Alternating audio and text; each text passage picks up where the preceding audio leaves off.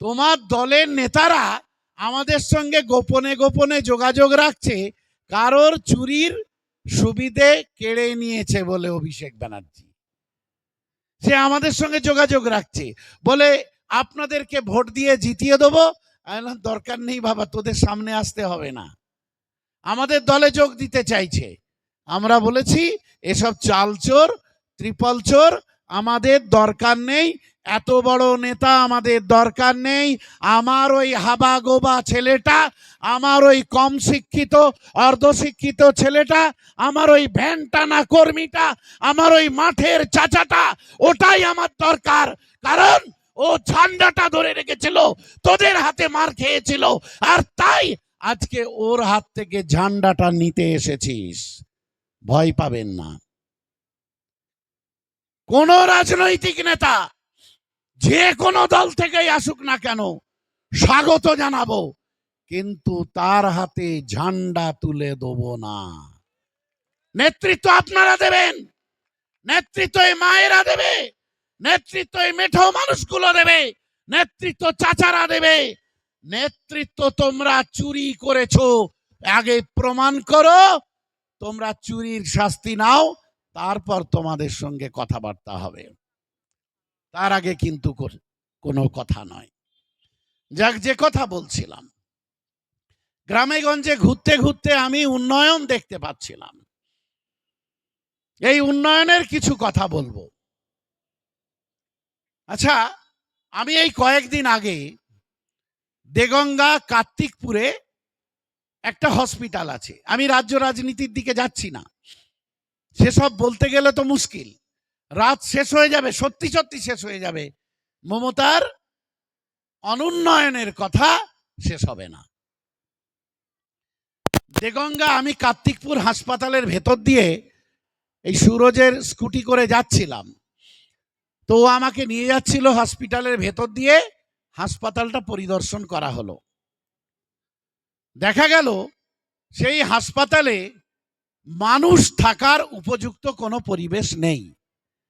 আমি যা দেখতে পেলাম, হাসপাতালে তো মানুষের চিকিৎসা হয়, ওখানে যদি কোনো সুস্থ মানুষ যায় তাহলে সে অসুস্থ হয়ে বাড়িতে আসবে কেন?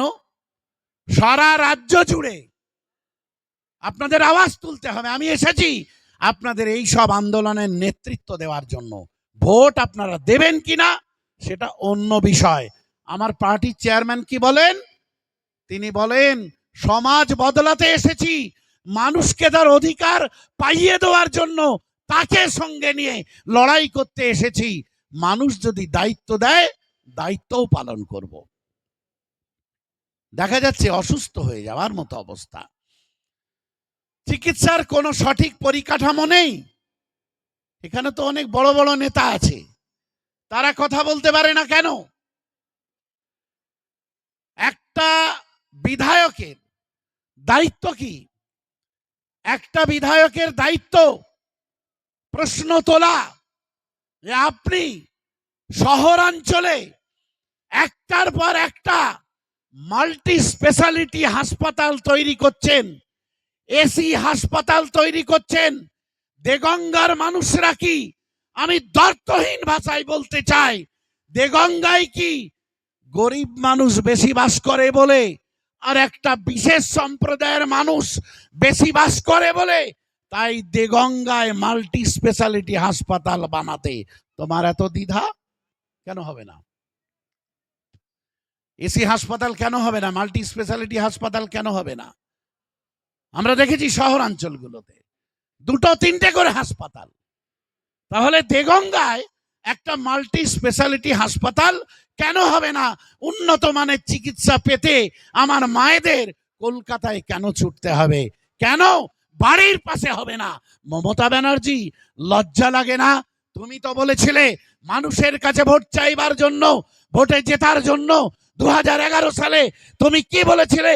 যে গ্রামের প্রত্যেকটা হিন্দু, প্রত্যেকটা মুসলমান, তারা আমার মা, তারা আমার ভাই, তাদেরকে চিকিৎসা করতে আর কলকাতায় ছুটতে হবে না, তোমার গ্রামে গঞ্জে আমি করে দেবো। কেন করতে পারলে না? কেন করলে না? চুরিতে তো শিরোপা পাচ্ছ, তাহলে কেন করা সম্ভব নয়? তাই আপনাদের লড়াইয়ে নেতৃত্ব দিতে এসেছি। দেগঙ্গায় মাল্টি স্পেশালিটি হাসপাতাল গড়ার দাবি এখান থেকে তুলবেন আপনারা তো নাকি?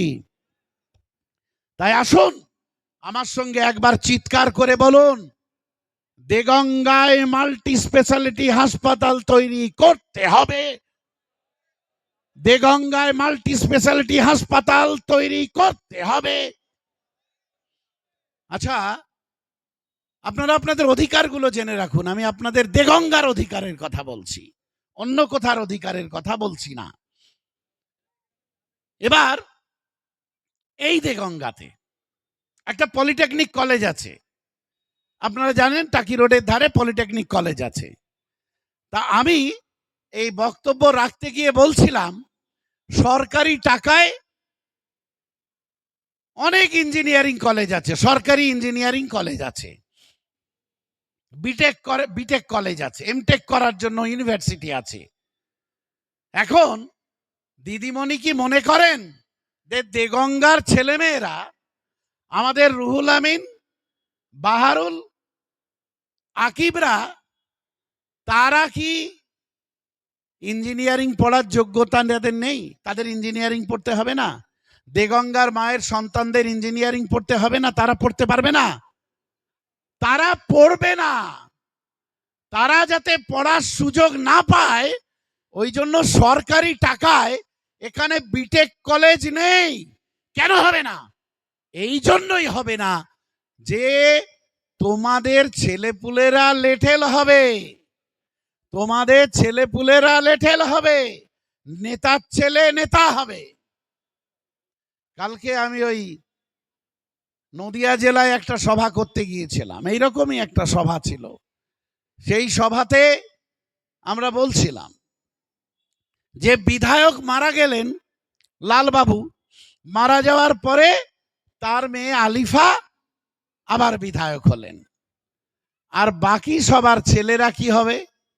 তারা লেঠেল ছিল, লেঠেল হবে, তারা বোম মারবে। তো আমাকে একটু আগে এই গতকাল একজন বললেন ফোন করে, আপনাদের এই এলাকা থেকেই ফোন করে টিএমসির এক নেতা বললেন যে মাস্টারমশাই, আপনি তো বলছেন ইঞ্জিনিয়ারিং কলেজ নেই, আপনি একজন শিক্ষক হয়ে কি করে বলছেন যে বিটেক কলেজ নেই, ইঞ্জিনিয়ারিং কলেজ নেই? লাই মূর্খ, আমার পরিচিত, লাই মূর্খ, এ কথা বলিস কি করে? দেগঙ্গার মানুষকে আর বোকা বানাতে পারবি না।